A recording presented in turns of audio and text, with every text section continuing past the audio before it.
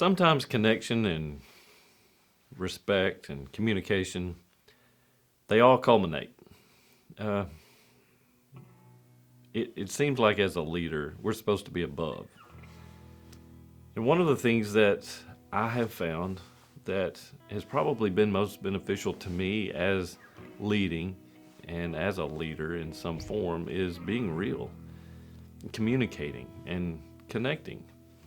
Sometimes it happens in the most obscure ways, and sometimes it's very direct. But honestly, respect and being respectable with people that we are leading and the directions in which we go. Oftentimes, we hit a snag or we hit a place in life where we it's not really trouble, it's not really frustration, it's not really it's a bump in the road. And some of it may be personal, some of it might be that we are just having a rough time. Some of it may be that our personal life is starting to move into and affect our professional position. And friendships that we've developed as we have been moving in this direction boils down to, you know, we think alike, we act alike, or we're just in such close proximity in physical space so often that we just take for granted sometimes how close that we've become. Sometimes a phone call or a text, it's the most encouraging thing that you can do.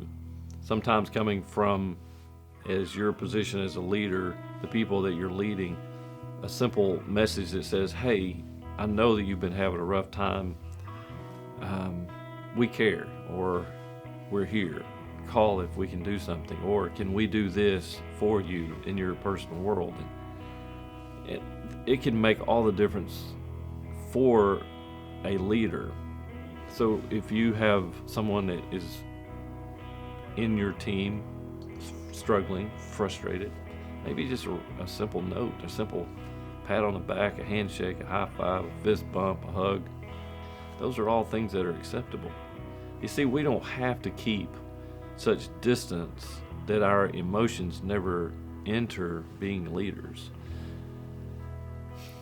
Through some of the interactions that we have had, we find that we we connect. And honestly, that's okay. I was told years and years and years ago that you have to keep a separation. And to some degree, you have to keep a professional distance. But honestly, we're people. And if we don't connect, we don't communicate.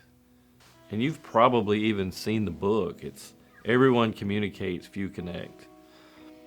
But the truth is, as leaders and even as followers, all of us have someone that we look up to or someone that we consider a mentor or a leader. I probably don't do a good enough job of communicating and connecting to just send them a note. Or, as some of you young folks have struggled with, is actually making a phone call. Just a call that says, "Hey, I'm here." Sometimes that's all it takes, and it changes the whole direction. But let's be honest, it boils down to respect.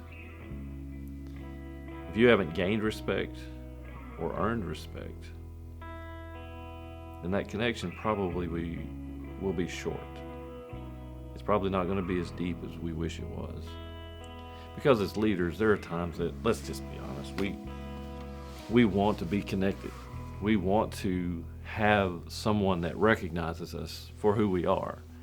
But if we haven't gained the respect when we hit those rough times and we hit those times that just take us a little deeper, we want someone to step into that shadow with us or step into that hole or just acknowledge.